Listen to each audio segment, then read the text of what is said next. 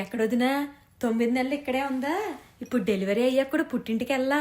పక్కింటోళ్ళు delivery అయ్యాక వెళ్ళపోతే బాగోదని నేను వెళ్ళా గాని వాళ్ళ వంటలు కూడా అస్సలు తినలేము. నూనె ఉండదు, ఉప్పు కారాలు అక్కడ చప్పటి కూడ తింటారు. మగపిల్లోడు పుడితే బంగారు పొంగరం చేద్దాం అనుకున్నా. ఆడపిల్ల పుట్టింది, అందుకని వెండి పట్టీలు పెట్టా. చాలు కదా. నేను అంటున్నాను కాదు గాని వాళ్ళ కోళ్ళు మాత్రం మహా గడుసు. అమ్మో, అందుకే వదిన నాకు ఈ ఉద్యోగాలు చేసుకునే అమ్మాయిలంటే భయం.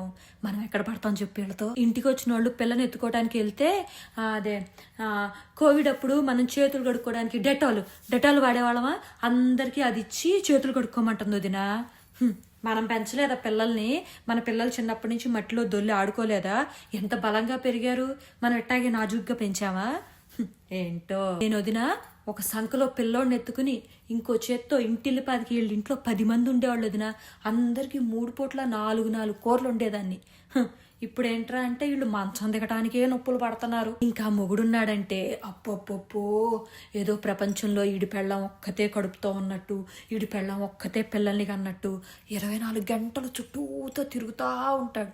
ఆడదానికి పెళ్ళయ్యాక పిల్లల్ని కనాలి కదా, అది కూడా ఏదో పెద్ద విడ్డూరంలాగా. ఇవన్నీ పక్కన పెట్టు, అసలు విషయం చెప్పని.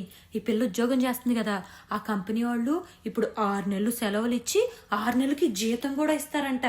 అసలు ఇదేం విడ్డూరం వదినా? ఈ మాత్రం అయితే మనం చేయమా? ఇంట్లో తిని కూర్చుంటే జీతం పంపిస్తారంట. ఏదైనా అదృష్టం రాసి పెట్టి ఉండాలి. సరేలే వదినా, వాళ్ళ గురించి మనకెందుకులే. నీ బుర్రతో పాటు నా బుర్ర కూడా పాడవుతుంది.